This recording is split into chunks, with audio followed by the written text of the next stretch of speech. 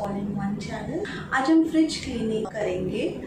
हम लोगों में से काफ़ी लोगों को किचन में घुसते ही लगता है ओ माय गॉड फ्रिज मतलब बहुत ही गंदा पड़ा है और इसको क्लीन करने के लिए हमको बहुत हिम्मत जुटानी पड़ती है, टाइम निकालना पड़ता है। बट ट्रस्ट मी ऐसा कुछ भी नहीं है। आप टाइम टू टाइम अगर अपना फ्रिज क्लीन करें तो आराम से हो जाता है। आपका किचन ऑर्गेनाइज रहता है, आपका फ्रिज क्लीन एंड ऑर्गेनाइज रहता है। तो let's get started. Fridge clean करने के लिए और थोड़ा ऑर्गेनाइज करने के लिए कुछ चीज़ें मैं लेके आई हूँ मार्केट से। ये वेजिटेबल बैग्स हैं, एक बॉक्स में 3 से 4 बैग्स आते हैं इस तरीके से। इसमें आप अपने वेजिटेबल्स स्टोर कर सकते हो। बट कुछ वेजिटेबल्स ऐसे होते हैं जिनको कि आपको पॉलीथीन में, पॉली बैग में ही डाल के रखना पड़ता है, नहीं तो वो सूखना स्टार्ट हो जाते हैं। और दूसरी चीज़ जो मैं लेके आई हूँ वो है ये स्पॉन्ज वाइप। ये काफ़ी इजी रहता है, मैं अपने किचन में भी यही यूज़ करती हूँ। किचन वाला पुराना हो गया था तो अब मैं ये वाला स्पॉन्ज वाइप यूज़ करने वाली हूँ। ये नया है। इससे सबसे पहले हम फ्रिज क्लीन करेंगे और उसके बाद में इसको किचन क्लीन करने के यूज़ में रखने वाली हूँ। Okay, so let's get started. Fridge clean करने के लिए सबसे पहले मैंने मेन पावर बटन ऑफ़ कर दिया है और प्लग निकाल दिया है। अब मैं गियर अप हो रही हूँ काफ़ी सारी फ्रिज की सफाई करने के लिए। सबसे पहले मैं फ्रिज के अंदर जो भी सामान रखा है वो सारा निकाल लूँगी। जो भी बर्तन, जो भी खाने का सामान है, सब कुछ निकाल के फ्रिज को कम्प्लीटली एम्प्टी कर लूँगी। टाइम टू टाइम फ्रिज की डीप क्लीनिंग और सॉर्टिंग बहुत ही ज़्यादा ज़रूरी होती है, क्योंकि ओवर द टाइम फ्रिज में सामान एक्यूमुलेट होने लगता है। कई बार हम लोग मार्केट से सामान लेके आते हैं और हम लोगों को लगता है कि वो सामान हम लोग यूज़ करने वाले हैं, बट वो वैसे का वैसे ही पड़ा रह जाता है। सो ये सारे डब्बे और सारी चीज़ें मैं निकालने वाली हूँ फ्रिज से। कम्प्लीटली एम्प्टी हो जाएगा।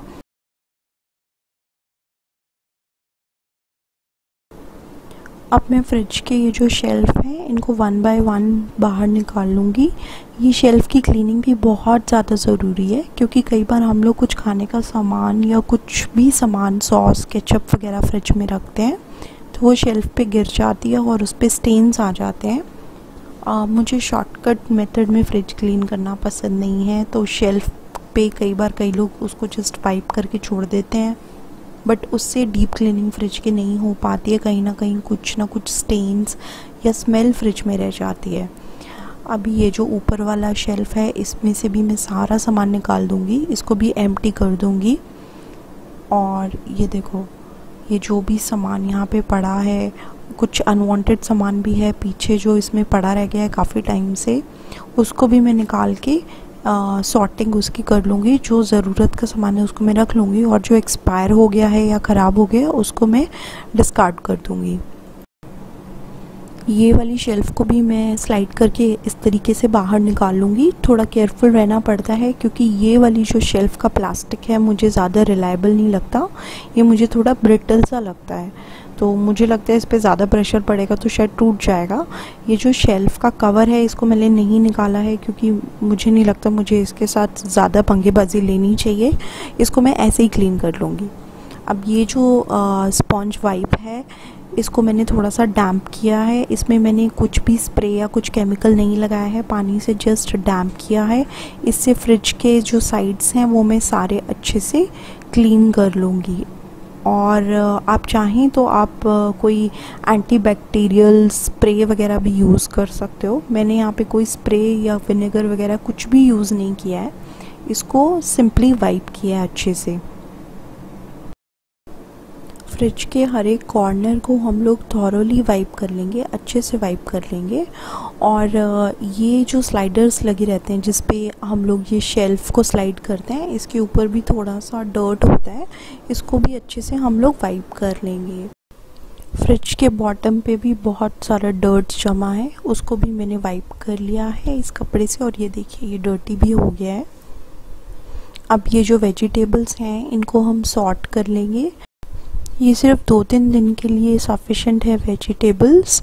मैं बहुत ज़्यादा स्टॉक ला के नहीं रखती हूँ फ्रिज में। और कुछ फ्रूट्स हैं, ये फ्रूट्स को अलग कर लेंगे, बट उससे पहले ये बास्केट को एम्प्टी करके ये नीचे मैंने एक ये टिश्यू पेपर बिछाया है, इससे कुछ मॉइस्चर वगैरह हो तो अब्जॉर्ब हो जाता है। बाय द चांस आपकी कोई वेजिटेबल ख़राब हो, जैसे टमाटर या कोई और वेजिटेबल पानी छोड़ रही हो, तो वो इस टिश्यू पेपर में अब्जॉर्ब हो जाता है। फिर भी यहाँ पे नीचे थोड़ा सा डर्ट है, इसके लिए हमको ये सारे शेल्फ और सब कुछ क्लीन करना पड़ेगा। तो 1 बाय 1 अब इन सबको क्लीन कर लेते हैं। ये शेल्फ़ काफ़ी बड़े हैं, तो एट अ टाइम सिंक में एक ही शेल्फ़ क्लीन होगा। इसके लिए जो मैंने स्क्रबर लिया है वो नॉर्मल स्क्रबर है, और स्क्रबर का जो सॉफ्ट वाला साइड है उससे हम लोग शेल्फ़ को क्लीन करेंगे। जो हार्ड वाला साइड है स्क्रबर का, उससे अगर हम क्लीन करते हैं शेल्फ़ को तो उससे प्लास्टिक पे स्क्रैचेस आ जाते हैं और प्लास्टिक की शाइन चली जाती है। तो इसलिए मेक श्योर कि आप सॉफ्ट वाले साइड से ही क्लीन करें। अभी अच्छे से इस पे जो भी खाना वगैरह डर्ट वगैरह है वो सारा क्लीन कर लेंगे और इसको एक साइड पे सूखने के लिए रख देंगे, सो दैट इसमें से जो पानी है, मॉइस्चर है, वो अच्छे से ड्राई हो जाए। अगर आपको थोड़ी जल्दी है तो आप किसी कॉटन के कपड़े से या टिश्यू पेपर से इसको ड्राई भी कर सकते हैं और फिर इंस्टेंटली आप इसको फ्रिज में लगा सकते हैं। फ़िलहाल तो मैं इसको ड्राई करने के लिए छोड़ दूँगी और ये थोड़ी देर में ड्राई हो भी जाएगा। ये देखो क्लीन हो गया है। अभी ये जो दूसरा शेल्फ है इसको भी फटाफट से क्लीन कर लेंगे अच्छे से। इसके जो साइड्स होते हैं, जो कॉर्नर्स होते हैं, इन पे कुछ खाना या मिल्क या दाल जो भी है वो सारा गिर के एक्यूमुलेट हो जाता है। ये देखिए, इसके जो यहाँ पे स्पेसेस हैं उसको भी अच्छे से क्लीन कर लेंगे और ये हमारे सारे शेल्फ क्लीन हो चुके हैं। ये जो ऊपर वाला शेल्फ था, ये फ्रिज में केक रखा था, वो बाय द चांस इस पे टच हो गया था, तो इसको भी अच्छे से हम लोग क्लीन कर लेंगे।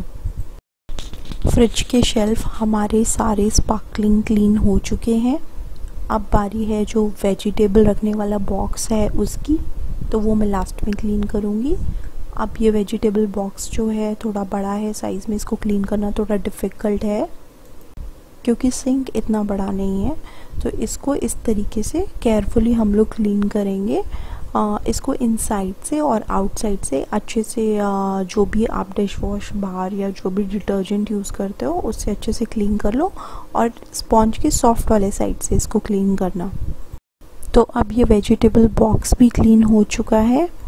अब मैं ये सारे शेल्फ एक जगह पे सूखने के लिए रख दूँगी और जो वेजिटेबल्स थे और जो सामान था फ्रिज का उसको मैं सॉर्ट कर लूँगी। ये देखो मेरे किचन की हालत, सारा फ्रिज का सामान इधर बाहर स्लैब पे ही पड़ा है। इस सबको मैं सॉर्ट कर लूँगी और अरेंज कर लूँगी और जो भी अनवांटेड सामान है उसको मैं निकाल दूँगी। ओवर द टाइम अनवांटेड सामान फ्रिज में इकट्ठा हो जाता है और हम लोगों को शायद कभी याद भी नहीं रहता है। तो चलो स्टार्ट करते हैं। फ्रिज का ये वाला पोर्शन फ्रिज का जो साफ़ किया है, पहले मैं इसको लगा लूँगी क्योंकि इतना सारा सामान बाहर रखना बहुत मुश्किल हो जाएगा। सब्जियां सारी ऑलरेडी धुली हुई रखी थी फ्रिज में।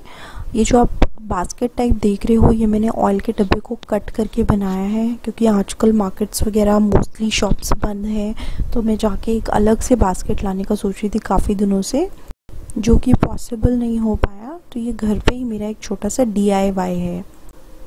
इस बास्केट में मैं टमाटर और कुकम्बर डाल दूँगी क्योंकि वो इजीली मिल जाएंगे और वो जो वेजिटेबल बॉक्स होता है उसमें इधर उधर नहीं फैलेंगे, इधर उधर नहीं गिरेंगे। ये देखिए मैंने इसमें टमाटोज और कुकम्बर सारे लगा दिए हैं। और ये जो शिमला मिर्च है इसको भी मैंने टमाटोज़ के साथ ही डाल देना है क्योंकि मैं आज शाम को ही शिमला मिर्च की सब्ज़ी बनाने वाली हूँ। अदरक को मैं इस पॉली बैग में ही रखूँगी क्योंकि अदरक को धोने के बाद भी अगर आप रखो तो उसके जो छिलके हैं वो बहुत ज़्यादा इधर उधर फैलते हैं, तो बेटर है उसको किसी पॉली बैग में ही रखें। अदरक को मेश वाले बैग में भी रखना पॉसिबल नहीं हो पाएगा। फ्रूट्स को भी मैं अलग से सॉर्ट करके रख लूँगी। शाम को या तो वो कस्टर्ड बनाने के काम आ जाएंगे, फ्रूट कस्टर्ड जो होता है, नहीं तो उसका जूस भी बना लेंगे। सो इतने ही वेजिटेबल्स थे मेरे फ्रिज में। ये जो वेजिटेबल बॉक्स है इसको मैं कम्प्लीटली ड्राई कर लूँगी और इसमें सारे वेजिटेबल्स अरेंज कर लूँगी। और मैं वेजिटेबल्स बहुत ज़्यादा मार्केट से एक साथ नहीं लाती हूँ क्योंकि थोड़े थोड़े क्वांटिटी में अगर आप वेजिटेबल्स लेके आएँ तो आपके पास फ्रेश वेजिटेबल्स भी होते हैं और एक साथ आपके फ्रिज में बहुत ज़्यादा वेजिटेबल्स पड़े भी नहीं रहते हैं। इस तरीके से टिश्यू पेपर को मैं यहाँ पे बिछा लूँगी। ये 3 प्लाई का टिश्यू पेपर है, थोड़ा सा मोटा होता है और ये बहुत ही बेनिफिशियल रहता है। इससे आपका जो वेजिटेबल बॉक्स का बेस है वो गंदा नहीं होता है। और ये हमेशा मैं वेजिटेबल बॉक्स में बिछा के रखती हूँ। सो मैंने इसमें ये सारे वेजिटेबल्स इस तरीके से अरेंज कर लिए हैं और बस अब रेडी है। अब मेरे को इसको फ्रिज में लगाना है। ये जो मैश वाला बैग है ये मैंने आपको वीडियो के स्टार्टिंग में दिखाया था, जो कि मेरे पास पड़ा हुआ था, मैं मार्केट से लेके आई थी। इसके अंदर मैं ये जो करेले हैं इनको डाल के अरेंज करके रख दूँगी। वेजिटेबल बॉक्स अब क्लीन हो चुका है, कम्प्लीटली अरेंज हो चुका है। और ये देखो, अब ये मैंने इसको फ्रिज में फिक्स कर दिया है यहाँ पे। अब बाकी के शेल्फ्स को भी कॉटन टॉवल से अच्छे से ड्राई करके मैं फ्रिज में वापस लगा दूंगी और इस पे जो भी सामान है वो मैं अरेंज करके रख दूंगी।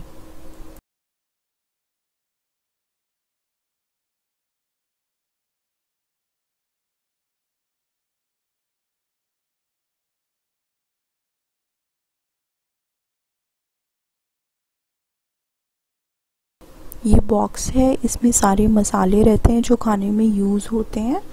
इन मसालों को मैंने फ्रिज में इसलिए रखा है क्योंकि आजकल बाहर बहुत मॉइस्चर होता है और बरसात में मॉइस्चर की वजह से मसाले ख़राब भी हो सकते हैं। ये एक सोया न्यूट्रेला का डब्बा है, इसको भी मैंने फ्रिज में रखा है क्योंकि ओपन होने के बाद इसमें कीड़ा लगने का डर रहता है। इस तरीके से फ्रिज में रखने से ये ख़राब नहीं होता है। अब ये फ्रिज का बाकी का सामान है, इसको भी मैं सॉर्ट करके अरेंज कर लूँगी। ये एक डब्बा मैंने साफ़ किया है, इसके अंदर ये जो खाने के सामान का पैकेट है मैं इसको लगा दूँगी और इसको फ्रिज में रख दूँगी। ये इमली या टैमरिंड का पैकेट है, इसको मैं इस तरीके से, ये फूड पैकेट के क्लिप्स मिलते हैं मार्केट में, वो लगा के रख दूँगी। उससे ये अच्छे से सील पैक रहेगा और ये ख़राब नहीं होगा और गिरेगा भी नहीं। ये कुछ डेट्स या जिसको खजूर बोलते हो आप, वो बचे हैं, इनको मैं छोटे वाले बॉक्स में ट्रांसफ़र करके रख दूँगी। ये फूड ग्रेन का पैकेट भी मैं एम्प्टी करके ये जो राइस है इसको लंच में यूज़ कर लूँगी। ये बटर है, इसके पीसेस करके मैंने ऐसे करके डब्बे में डाल दिया है और जो बड़ा वाला बटर का पैकेट है वो मैं सबसे ऊपर वाले शेल्फ में रख दूँगी। इस तरीके से मैं सारा सामान ऊपर वाले शेल्फ में रख दूँगी। बटर, चीज़ और ये जो डब्बे में रखा है ये मैं गांव से लेके आई थी। इसका एक बहुत ही टेस्टी स्वीट डिश बनता है जिसका वीडियो मैं कभी चैनल पे अपलोड करूँगी। ये इमली की चटनी बनाने के लिए कॉन्सेंट्रेटेड पेस्ट है। ये गोलगप्पे, पानी पूरी या फिर चाट वगैरह बनाने के काम आता है।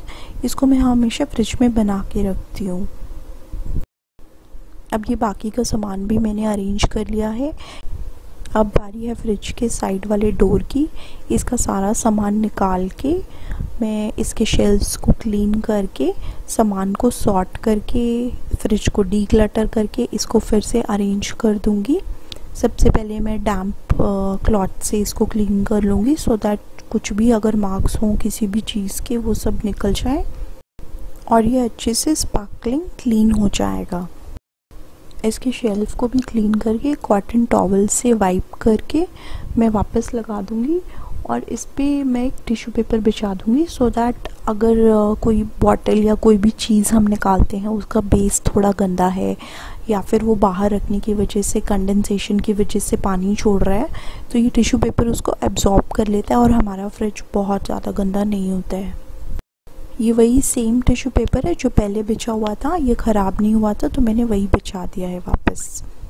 ये जो मसालों के बॉक्सेस हैं उनको इस टाइप से मैं रबर बैंड लगा के फ्रिज में रख दूँगी, उससे बॉक्सेस खुलते नहीं हैं और बॉक्सेस इंटैक्ट रहते हैं।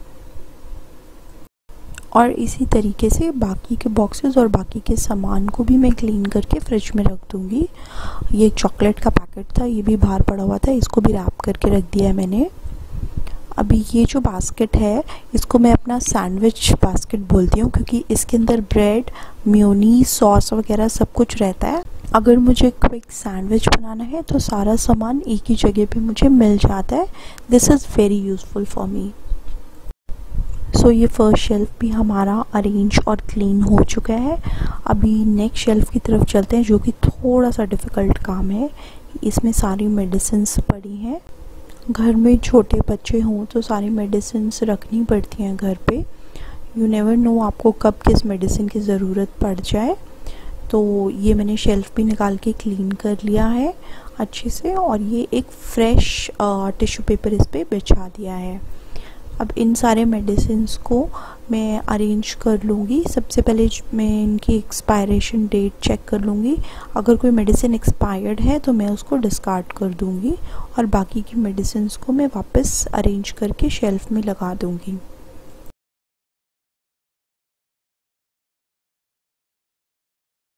सो अब मेडिसिन्स भी सॉर्ट हो चुके हैं। अब 1 बाय 1 मैं उनको एक क्लीन से तरीके से शेल्फ में अरेंज कर दूँगी, और जो मेडिसिन ज़्यादा यूज़ होती हैं उनको मैं आगे की साइड रख दूँगी। और ये एक इलेक्ट्रोलाइट का पैकेट है, ये हमेशा मेरे फ्रिज में रहता है। जो छोटे ड्रॉपर्स हैं या छोटे वाले मेडिसिन्स हैं उनको मैं इस तरीके से अरेंज करके रख दूँगी स्टील के डब्बे में। ये जो 2 मिनी शेल्फ हैं इनको भी निकाल के क्लीन करके मैं वापस से अरेंज कर दूँगी। इन पे मैंने टिश्यू पेपर नहीं बिछाया है क्योंकि इन पे मोस्टली ड्राई सामान रहता है। ये जो सबसे लास्ट वाला शेल्फ है इसको भी अच्छे से डैम्प क्लॉथ से क्लीन करके उसके शेल्फ को क्लीन कर फ्रेश टिश्यू पेपर मैंने बिछाया है उसके ऊपर। यहाँ पे सबसे ज़्यादा चांसेस होते हैं, क्योंकि यहाँ पे हम वाटर बॉटल्स वगैरह रखते हैं, तो सबसे ज़्यादा चांस होता है कि ये शेल्फ आपका गंदा हो जाए। फ्रिज का lower section completely clean, organised और डीक्लटर हो चुका है। अभी चलते हैं फ्रीज़र की ओर। फ्रीज़र में ये काफ़ी सारे पैकेट्स पड़े हैं सामान के, जैसे कि बेसन का पैकेट, सूजी का पैकेट, मैदे का पैकेट और कुछ मसालास वगैरह हैं। तो इन सबको हम निकाल लेंगे हम लोग, और ये जो बाकी के हमने सामान रखे हैं फ्रीज़र में उसको भी निकाल लेंगे। शेल्फ वगैरह सारी मैंने यहाँ से निकाल ली है फ्रीज़र में से। इसको कम्प्लीटली एम्प्टी कर दिया है। जो आइस क्यूब का बॉक्स है उसको भी मैंने सिंक में डाल दिया है धोने के लिए। डैम्प क्लॉथ से इसको भी अच्छे से साफ़ कर लेंगे। आप चाहें तो कोई एंटीबैक्टीरियल स्प्रे भी यूज़ कर सकते हैं। मैंने एंटीबैक्टीरियल स्प्रे यूज़ नहीं किया है, ये सिर्फ एक डैम्प क्लॉथ है जिससे कि मैं फ्रिज को साफ़ कर रही हूँ, और इतना सफिशिएंट था मेरे फ्रिज के लिए क्योंकि इसके साइड्स वगैरह बहुत ज़्यादा डर्टी नहीं थे। आजकल वेदर थोड़ा ठंडा है तो आइस की ज़रूरत नहीं पड़ती है, इसलिए मैंने आइस क्यूब ट्रे में पानी नहीं डाला है। और जो ये नीचे वाला आइस बॉक्स है इसमें मैंने टिश्यू पेपर बिछा के रखा है, ये स्टोरेज के लिए यूज़ हो जाता है फ़िलहाल। और ये एक छोटी सी बास्केट है, इसमें ये छोटे छोटे डब्बे जो कि बेकिंग पाउडर वगैरह के हैं उनको भी मैंने रबर बैंड लगा के रख दिया है। अब ये जो साइड डोर वाला सेक्शन है उसको भी साफ़ कर लेंगे अच्छे से, डैम्प क्लॉथ से पोंछ लेंगे उसको, और शेल्फ को निकाल के क्लीन करके लगा देंगे। सो ये हमारा last phase of fridge cleaning भी हो गया है।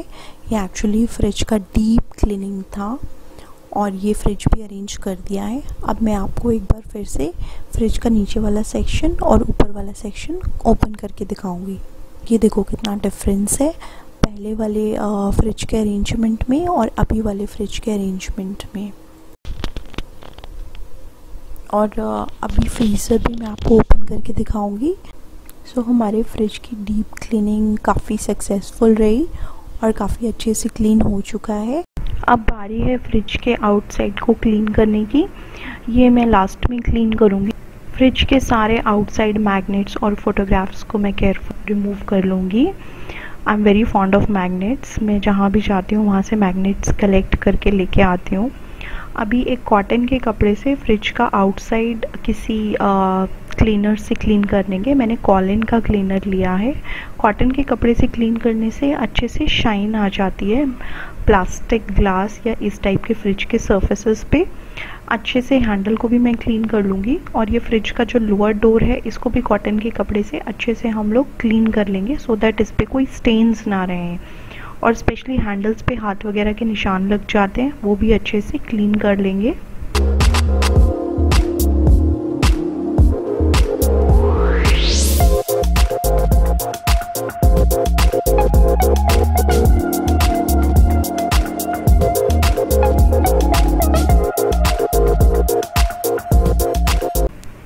ये जो फ्रिज मैग्नेट्स मैंने निकाले थे, इनको भी मैं कॉटन के कपड़े से, वो जो स्प्रे था मेरे पास उससे मैं स्प्रे करके अच्छे से क्लीन कर लूँगी। ओवर द टाइम इन पे थोड़े ऑयल के स्टेन्स, किचन में हम तड़का वगैरह मारते हैं तो थोड़ा बहुत ऑयल जम जाता है या थोड़ा सा डर्ट होता है वो जम जाता है, तो वो उस स्प्रेयर से निकल जाता है। ये देखो, इसको मैंने वॉश नहीं किया है मैग्नेट्स को, क्योंकि इस पे कलर्स वगैरह जो होते हैं या ग्लू होती है वो वॉश करने से ख़राब हो जाती है। सो ये सारे क्लीन हो चुके हैं।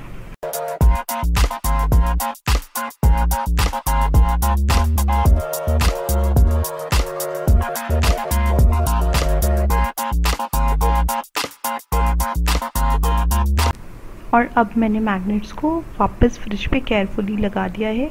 ये सारे जो मैग्नेट्स हैं ओवर द ईयर्स मैंने कलेक्ट किए हैं। जैसे कि मैंने बताया, मैं जहाँ भी जाती हूँ वहाँ से कुछ ना कुछ मैग्नेट ले आती हूँ। अच्छे लगते हैं और काइंड ऑफ मेमोरी भी हो जाती है।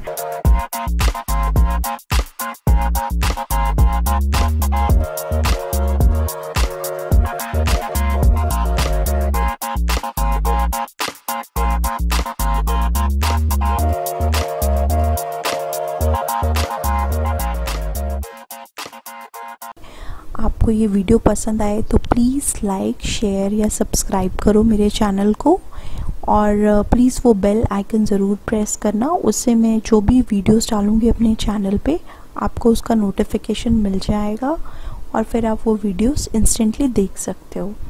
Thank you so much. Please write your comments also in the comment box given below.